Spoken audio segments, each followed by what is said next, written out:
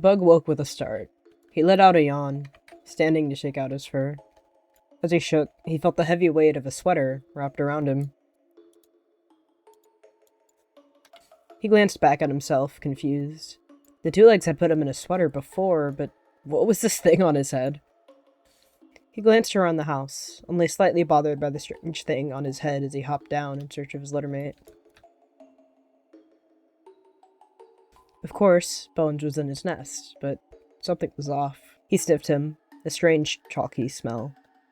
Hey, he lifted a paw, nudging at him. What did they do to you? Bones sat up, slowly awoken by his brother's nudge. Huh? Who was making all that noise? He wrinkled his nose. Look at you! You're all bones! He squeaked. Sure, his brother's name was Bones, but he'd never looked like this before.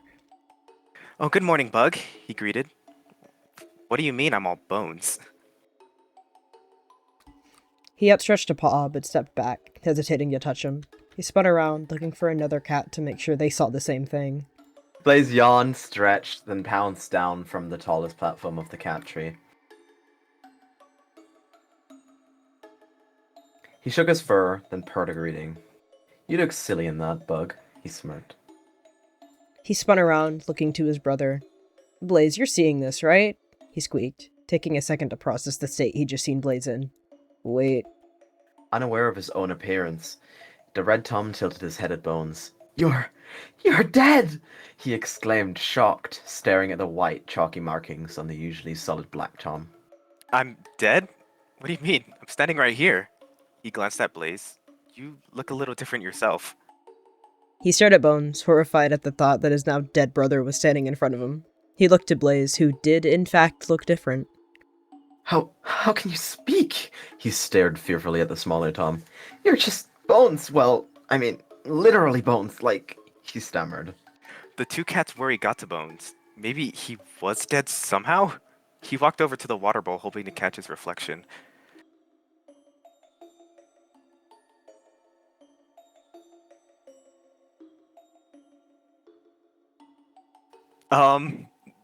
Where is my fur? He yelled.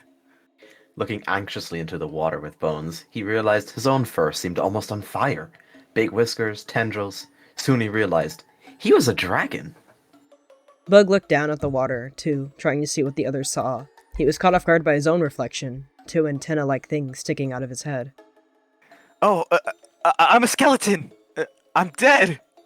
Guys, I think I've been turned into a dragon. Like those majestic things that our two legs sometimes put in the picture box, he gasped. And he squinted. A bug? Bee? He wasn't quite sure. How come you get to be a cool dragon, and I lose all my skin? Bones was confused by this whole situation.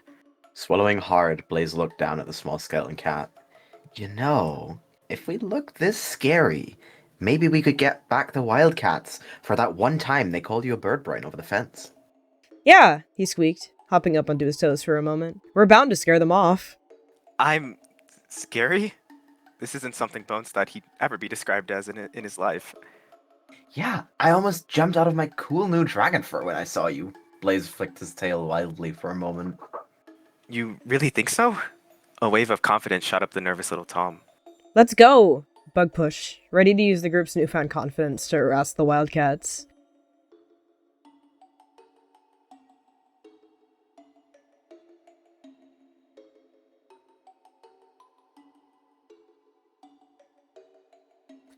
He caught a glimpse of the local outdoor cat, his ears perking. Curt, he called, trotting over.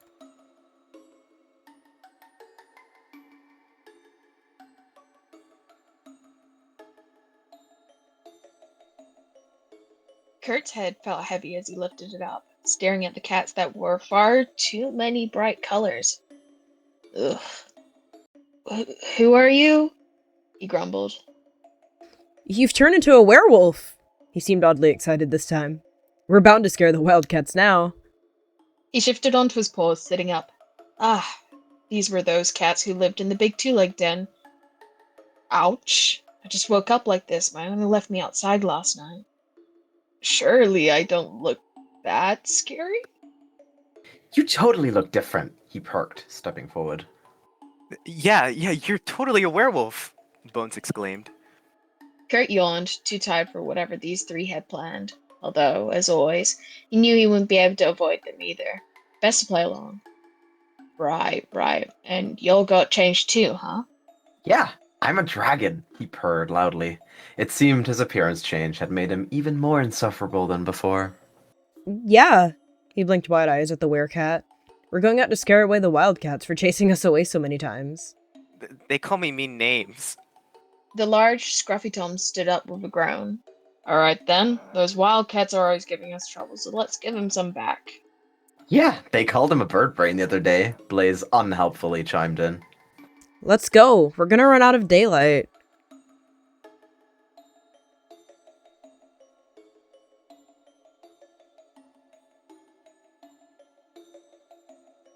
There's one. His fur rose slightly. Let's get them, he chirped.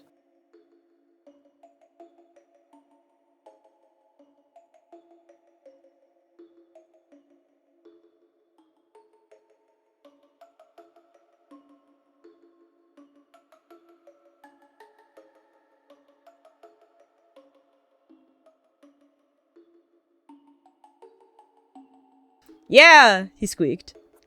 Look, they're totally terrified of us, he chuckled. Yeah, I guess I really am scary.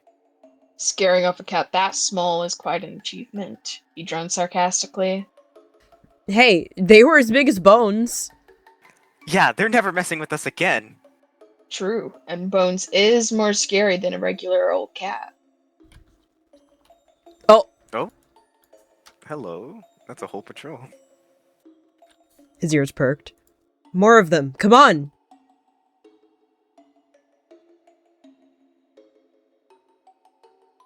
We can take them. He hopped closer to them, arcing his back. He ran towards the cats, intending for them to run, just like this other smaller cat. They were being brave, eyeing the bug. What was that? A cat-sized bee? Oh. Is that a giant bee? He backed off a little, terror filling his blank expression.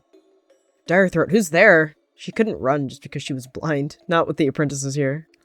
A fox? A big bee? Skeleton? Something else? When the cats did not, in fact, move, he immediately folded his ears and jumped behind Curt. The large Tom gave his group a look. He then got into character, letting out a mighty roar. Sipaw's brows furrowed, staring at the cats? They were cats, weren't they? Supaw could smell the kitty pet on them. Supaw's fur bristled momentarily at the sound. Grr, run! He piped. He yelped at the sudden roar. Don't let that bee near me! That. What the heck are you? He abruptly called out, banking on the fact that these guys could speak cat. Direthroat! Supaw snapped to their mentor, a look of disbelief on their face. How was their mentor acting like this? Scarier than you! He yipped from behind Curt. We're the...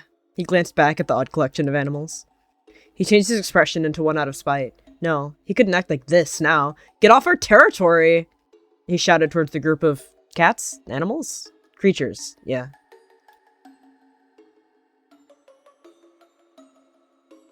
I'm your worst nightmare, he proudly said at the cats. Do it! Throw a rock! He ordered.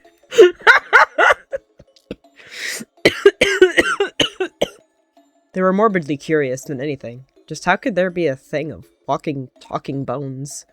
Alright, Bones, get back here, he called. You're, scaring them too much?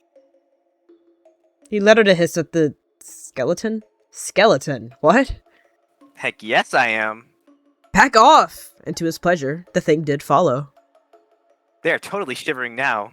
Right, Curt? Did the Dark Forest send you? Did you kill our leader? He began to accuse, trying to make sense of all of this. Supaw wanted to investigate. They weren't as put off like the rest of their clanmates. He couldn't smell wild animal or something else. They just smelled kitty pat. Sure, buddy, he replied to Bones, before freezing at Direthroat's words. Kill? He croaked. We're just chasing you away. Shoo, go, be scared. What seems to be a cat, wolf, fox, a cat-sized bee, a walking skeleton, and something. I don't know what you are in the back there, they mumbled to Splintering Oak. He flinches the bespoke, somehow being the most scared of them. I'm a dragon! He flared. Ah, she tilts her head towards Sitpaw. A dragon. What's a dragon? That doesn't matter! He took a step closer, to the point of almost slipping. What the hell is a dragon? Me! He yelled, charging again. I'm gonna breathe fire on you! He wasn't aware that Eastern dragons that he portrayed didn't actually have that ability. She steps back at the sudden movement from the dragon. Before he could back off slowly, he yipped as the dragon pounced onto the rock, making the tough warrior slip off the rock and tumble down. He opened his mouth, breathing out. Not fire, but air. Sitpaw then shook their head, though faltering any movement when the dragon jumped forward. And there goes their mentor. Curt turned towards the cat, jumping forward to scare them off. Flee before me! Not my fault! He sneered at the others, picking himself off of the forest floor with a few mumbles. Eek! We've done enough, he puffed out his chest in pride. They're so scared. Let's go back home. You look so cool up there, Blaze! He called towards them. Brindlepaw yowled. Go back where you came from, foul beasts! Let's go! I'm getting the rest of the clan, so if you don't want to get your throat ripped off, go! See you in your nightmares.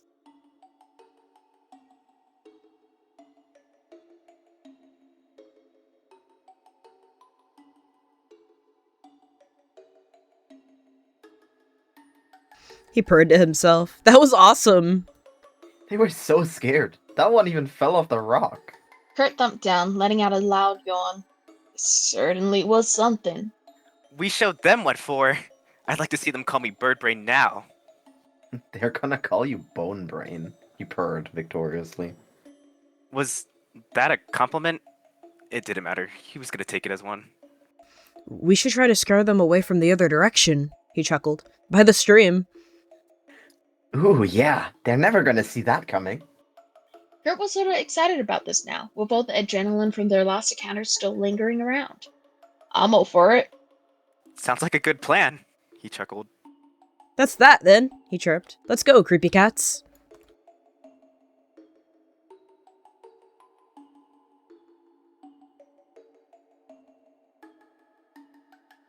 Let's hide in these bushes. Spread out.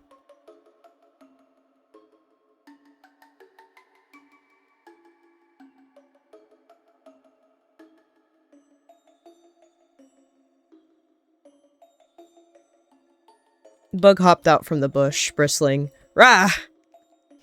Oh, there's that bug. Sitpaw squinted. Curt jumped out, looking fierce and immoral.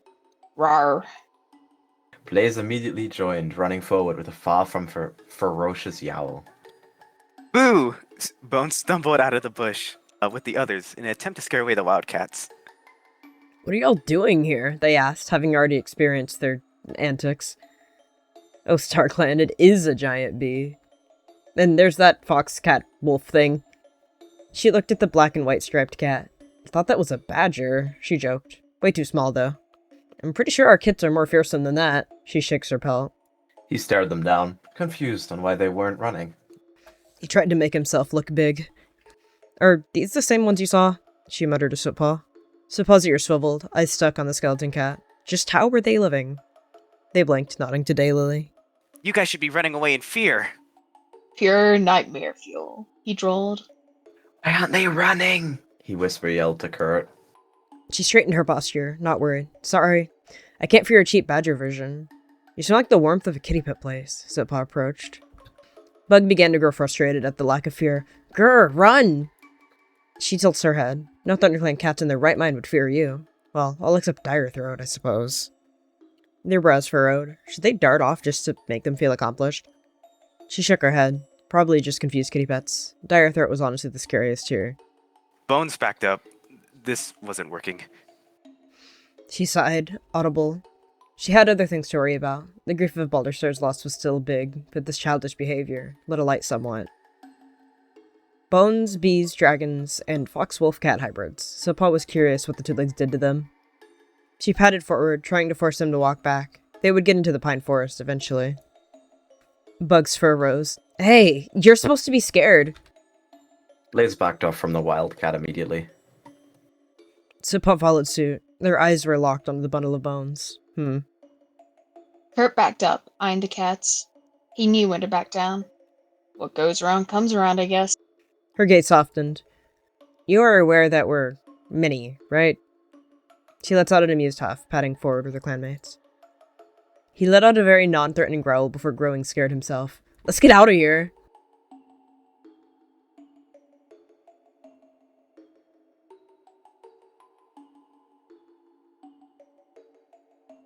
In a quick attempt to escape, he slipped on the rain-wet log and into the stream. He reached out blindly, pulling Blaze down with him. Yelping, he fell into the river. He tumbled after the others, skidding on the surface of the log and falling into the river. Not wanting to be left with these wild cats, Bones hopped in with his sibling and friends. Bug ducked under the water for a moment, his antenna popping right off with the current. The chalk that had once covered his fur had been washed away by the stream. In the current, all the little things attached to his fur were quickly washed away. Curt was finally clean for once. Bug blinked the water from his eyes, dragging himself to the other side.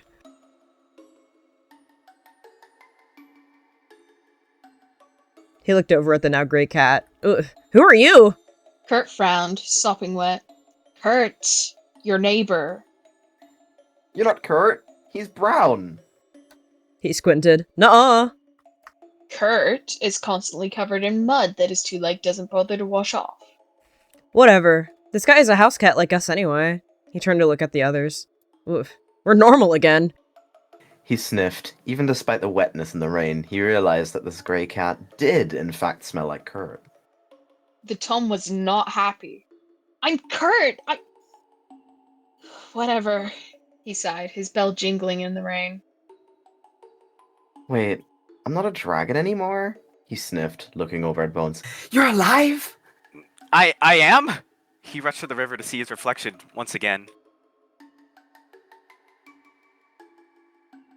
He gave Bones a gentle, affectionate nudge. Let's go home and get out of this rain.